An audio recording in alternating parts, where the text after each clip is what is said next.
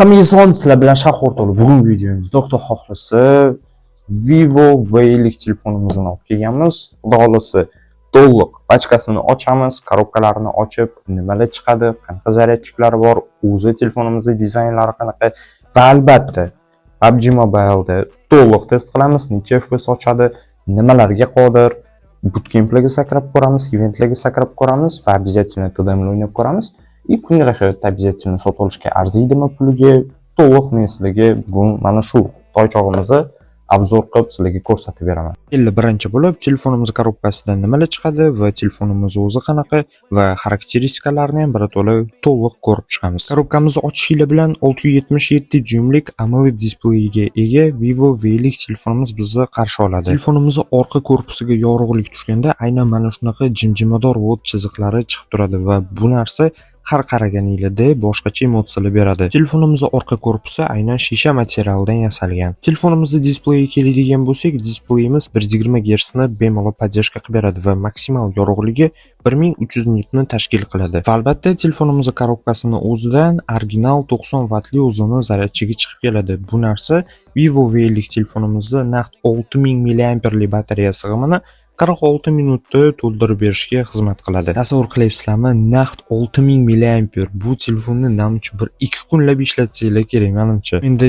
2 kun emasmi, lekin to'liq bir kunga bu telefonimizning zaryadkasi bemalol yetib beradi. Telefonimiz protsessoriga Qualcomm Snapdragon 7 3-avlodli chip joylashtirilgan. Albatta telefonimizning xarajatiga kelganda umuman prem qochishmaganligi shunday ko'rinib turibdi. Displeyimiz ham, dizayni ham va protsessorga ham alohida e'tibor berishgan. Keldi, juda ham prem ko'p cho'zib o'tirmasdan biratolasiga telefonimizni juda ham ko'pchilik qiziqadigan gaming testiga o'tsak.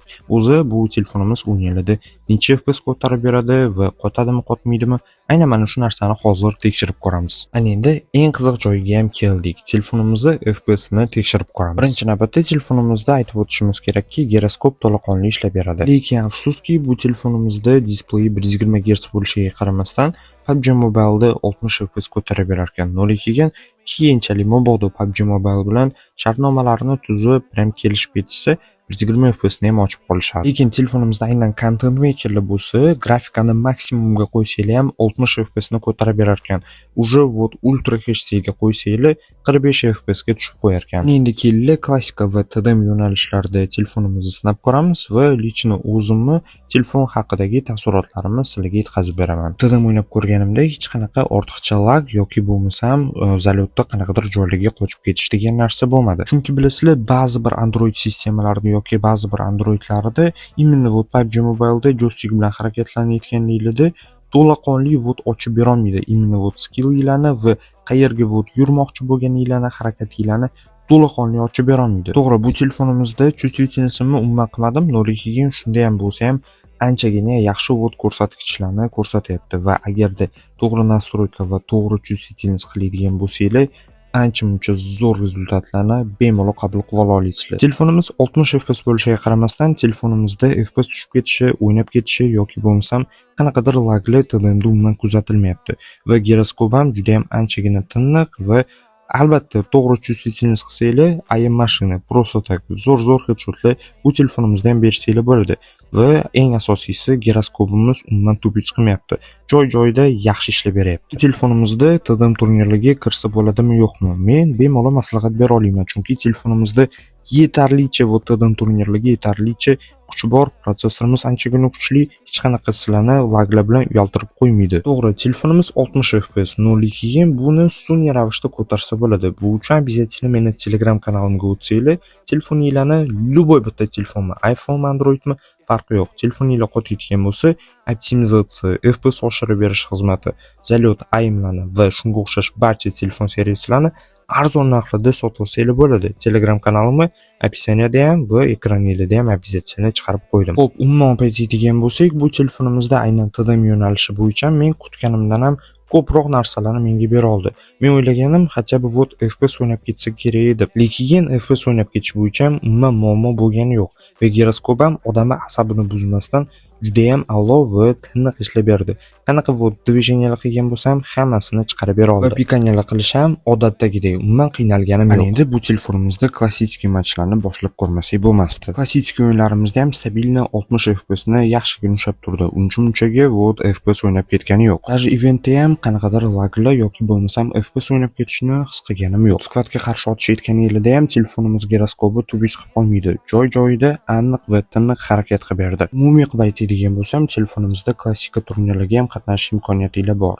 Protsessor kuchli va bemalol klassik turnirlarda agarda oxirgi zonalarda juda ham ko'pchilik odamlar yashaydigan bo'lsa, sal lag bermasa 0.2 ga umumiy qilib aytadigan bo'lsak, yaxshi o'rtacha device. Displeyimiz anchagina katta bo'lganligi hisobiga ham klassika, ham public o'yinlaringizda ham juda ham plyusga ishlaydi. Chunki soperniklarni kattakon, kattaroq obzorda ko'rasizlar va reaksiya berishinglar ham juda ham tezroq bo'ladi. Aytgancha o'rtoqlar, aynan mana shu obzordagi telefonimiz ham sizlar uchun sotuvga qo'yilgan. Обязательно ekraningizga shunday telegramlarni и nomerliklarini qoldirdim. Bemalol telefon yoki yozib, bemalol kelishib, narx-navosini и cho'kchimi полностью dostavka xizmatlarini to'liq kelishib olib, bemalol savdo qilishinglar bo'ladi. Обязательно ekraningizda chiqarib qo'ydim.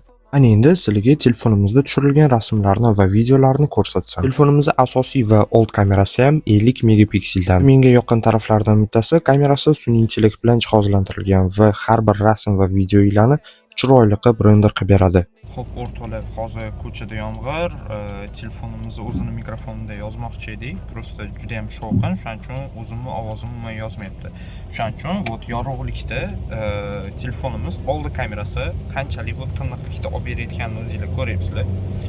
И ovoz yozish sifatini ham bemalol tomosha qilib olsanglar bo'ladi. Imенно tashqi ortiqcha shovqinlarni yo'qotish uchun ham mashinaning o'zidan olayman.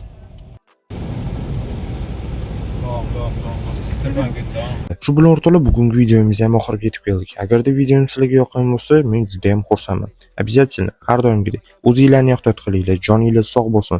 Hech qachon harakatdan to'xtamanglar. Xudo xohlasa, keyingi videolarimizda ham shunaqa gaplashib o'tirish nasib qilsin.